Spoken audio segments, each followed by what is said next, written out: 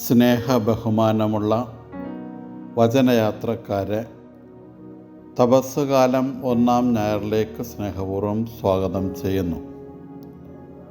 ഇന്നത്തെ നമ്മുടെ വിചിന്തനം വിശുദ്ധ മർക്കോസിൻ്റെ തിരുവചനം 1-ാം അധ്യായം 14-ഉം 15-ഉം വചനങ്ങളെ അടിസ്ഥാനപ്പെടുത്തിയാണ് ക്രമീകരിക്കുന്നത്. ഇന്നത്തെ വിചിന്തനത്തിൽ 4 കാര്യങ്ങളാണ് നമ്മുടെ ശ്രദ്ധയിൽ വരുന്നത്. 1. യേശുവിൻ്റെ ദൈവരാജ്യ പ്രഖ്യാപനം. യേശു മരണത്തിൻ്റെ മുഖത്തേക്ക് എടുത്തു ചാടുന്നു. യേശു പിൽക്കാലത്ത് അനുഭവിക്കേണ്ടി വരുന്ന പീഡാനുഭവങ്ങളുടെ ഓർമ്മപ്പെടുത്തലുകൂടെ ഇതിനകത്തുണ്ട്. അത് നമുക്ക് മനസ്സിലാകുന്നത് മർക്കോസ് 9:31, 10:33, 14:21, 41 വചനങ്ങളിൽ നിന്നാണ്. സ്നാപക മരണത്തിൽ നിന്ന് യേശുവിൻ്റെ മരണത്തിൻ്റെ അർത്ഥവ്യാപ്തി ഏറെയാണ്. കാരണം യേശുവിൻ്റെ മരണം മാനവരാശിയുടെ രക്ഷയുടെ ഉറവിടമായി മാറുന്നു എന്നതാണ് പ്രത്യേകത. യേശുവിൻ്റെ ഗലീലയിലെ ശുശ്രൂഷയുടെ ആരംഭത്തിൽ സ്നാപക അനുതാപത്തിൻ്റെ ആഹ്വാനവും സുവിശേഷത്തിൽ വിശ്വസിക്കുവാനുള്ള ആഹ്വാനവും അടങ്ങിയിരിക്കുന്നു. ദൈവരാജ്യത്തിൽ അനുതാപവും വിശ്വാസവും അവിഭാജ്യ ഘടകങ്ങളാണ്. ദൈവം മാതാവും പിതാവും നമ്മൾ മക്കളും പരസ്പരം സഹോദരങ്ങളുമാകുന്ന അനുഭവമാണ് ദൈവരാജ്യം. ദൈവത്തെ നമ്മുടെ ജീവിതത്തിൻ്റെ കേന്ദ്ര ബിന്ദുവാക്കുന്നതാണ് ദൈവരാജ്യം. ഈ രാജ്യത്തിൽ രക്ഷാകരവും വിമോചനാത്മകവുമായ പ്രവർത്തനങ്ങളാണുള്ളത്. പ്രതികാരമില്ലാത്ത ഏവർക്കും പ്രീതികരമാകുന്ന കർത്താവിൻ്റെ വത്സരം അനുഭവിക്കലാണ് ദൈവരാജ്യം.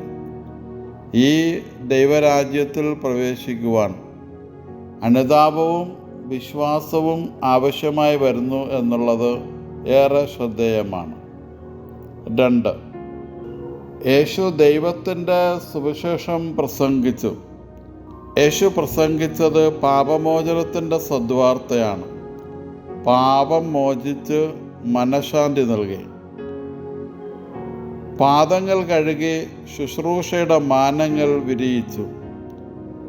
ലോകത്തിൻ്റെ പ്രകാശമായി മാറി താബോർ മലയിൽ തുടർന്ന് ഈശോ ക്രിസ്തു ശിഷ്യൻ ലോകത്തിൻ്റെ പ്രകാശമാകണമെന്നും പറഞ്ഞു വെക്കുന്നു.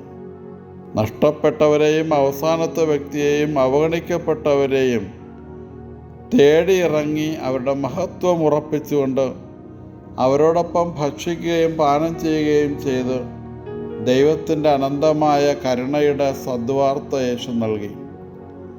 പൈശാചിക ബന്ധനങ്ങളിൽപ്പെട്ടവരെ, സമ്പത്തിൻ്റെ തടവറയിൽപ്പെട്ടവരെ, പാരമ്പര്യത്തിൻ്റെയും നിയമത്തിൻ്റെയും തടവറയിൽ കിടക്കുന്നവരെയൊക്കെ യേശു മോചനത്തിൻ്റെ സദ്വാർത്തയേകി. യേശു അവർക്ക് സദ്വാർത്തയായി. 3. സമയം പൂർത്തിയായി. തീരുമാനമെടുക്കുവാനുള്ളൊരു വിളിയാണിത്. തീരുമാനങ്ങളിലാണ് സമയം പക്വത പ്രാപിക്കുന്നത്.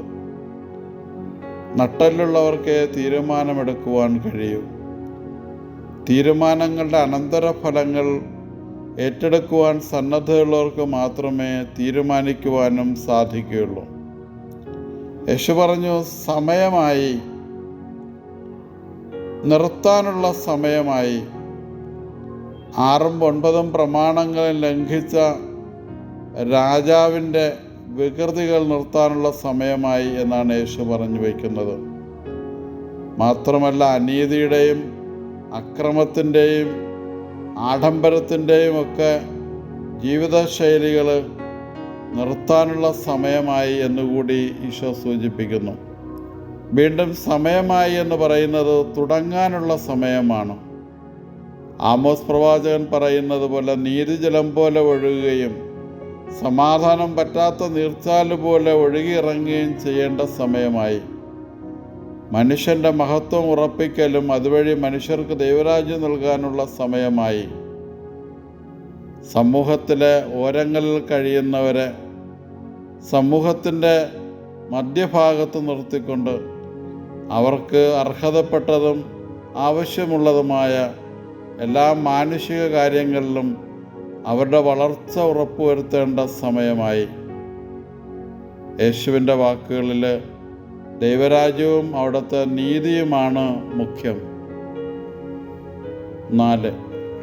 അനുതാപം അഥവാ മാനസാന്തരം. മാനസാന്തരപ്പെടുക എന്നാൽ ഗ്രീക്കിൽ മെറ്റനോയിയ എന്നാണ് പറയുക. ഇതിൻ്റെ അർത്ഥം മനം മാറ്റം എന്നാണ്.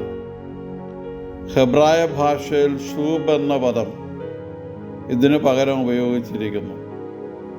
ഈ പദത്തിൻ്റെ അർത്ഥം തിരിച്ചുവരവെന്നാണ്. ദൈവമല്ലാത്ത എല്ലാറ്റിൽ നിന്നും പിന്തിരിഞ്ഞ് ദൈവത്തിങ്കലേക്ക് തിരിയാനുള്ള ആഹ്വാനമാണിത്. വീണ്ടും തെറ്റ് ചെയ്യാതിരിക്കാനുള്ള മനസ്സിൻ്റെ നിശ്ചയമാണ് മാനസാന്തരത്തെ സ്ഥായിയാക്കുന്നത്. തിന്മ നിറഞ്ഞ മനസ്സും ഹൃദയവും അതുണ്ടാക്കി വച്ചിരിക്കുന്ന ഘടനകളും സംവിധാനങ്ങളും സാഹചര്യങ്ങളും ഒരുപോലെ ഒരേ സമയം മാറുന്നതാണ് മാനസാന്തരം. മാനസാന്തരം ദൈവത്തിൻ്റെ ഭവനത്തിലേക്കുള്ള മടക്കയാത്രയാണ്. അവിടെ ദൈവാനുഭവം ഉൾക്കൊള്ളുവാനുള്ള ഉൾവിളിയാണ് മാനസാന്തരം.